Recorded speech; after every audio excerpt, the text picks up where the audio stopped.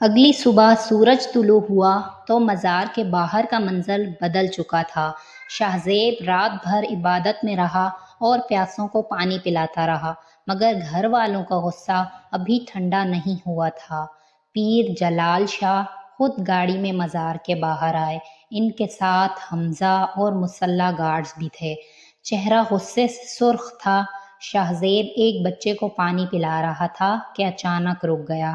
اس نے مٹکا رکھا اور والد کے سامنے آ کھڑا ہوا۔ یہ کیا تماشا ہے؟ جلال شاہ کی آواز گونجی۔ خاندان کی عزت مٹی میں ملا دی تم نے، ایک معمولی لڑکی کے لیے؟ شاہ زیب نے سر جھکا لیا۔ بابا سائیں، میں نے وقار نہیں اپنی انا چھوڑی ہے۔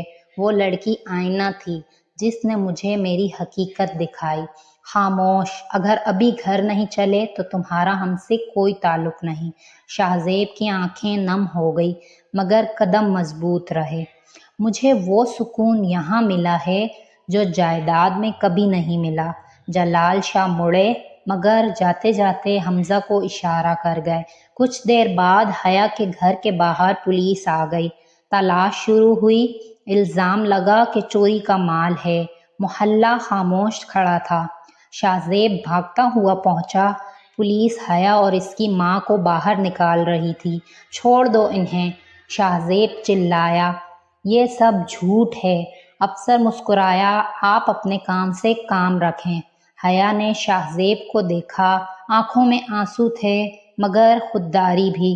دیکھ لیا، آپ کی قدر کی قیمت ہم دے رہے ہیں، ہمیں چھوڑ دیں۔ پولیس انہیں لے گئی۔ گھر پر تالا لگ گیا۔ شاہ زیب سڑک پر بیٹھ گیا۔ اسے احساس ہوا کہ بدلہ ان معصوموں سے لیا گیا۔ وہ مزار بھاگا اور بابا جی کے قدموں میں گر گیا۔ میں نے اسے بچانا چاہا مگر برباد کر دیا۔ بابا جی نے اسے اٹھایا۔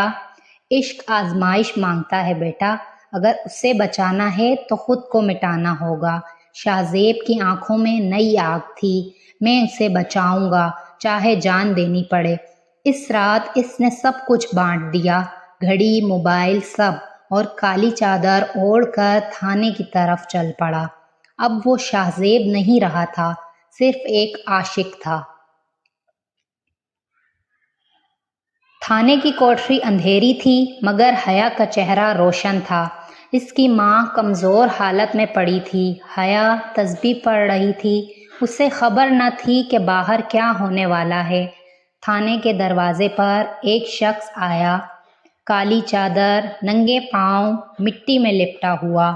یہ شاہ زیب تھا مگر پہچاننا مشکل تھا۔ انہیں چھوڑ دو، اس نے سرد لہجے میں کہا۔ تھانے دار ہنسا۔ قانون ثبوت مانگتا ہے، یہ جلال شاہ کا حکم ہے۔ شاہ زیب نے کاغذ رکھا۔ یہ میرا اعتراف ہے، وہ مال میں نے رکھا تھا، انہیں چھوڑ دو۔ تھانے دار حیران رہ گیا۔ آپ ہوش میں ہیں؟ شاہ زیب ہلکا سا مسکرایا۔ میں تو پہلے ہی مر چکا ہوں۔ پولیس نے حیا اور اس کی ماں کو چھوڑ دیا اور شاہ زیب کو اندر ڈال دیا۔ حیا جاتے ہوئے رکی۔ یہ کیوں کیا آپ نے؟ شاہ زیب نے سلاخوں کو پکڑا۔ اب مجھے اپنی جان کی بھی قدر نہیں، تمہاری عزت اہم ہے، مزار چلی جاؤ۔ حیا کی آنکھ سے آنسو بہہ گیا مگر وہ چلی گئی۔ 3 دن گزر گئے، تشدد بھی ہوا مگر شاہ زیب خاموش رہا۔ چوتھے دن جلال شاہ آئے۔ بیٹے کو اس حال میں دیکھا تو دل ہل گیا۔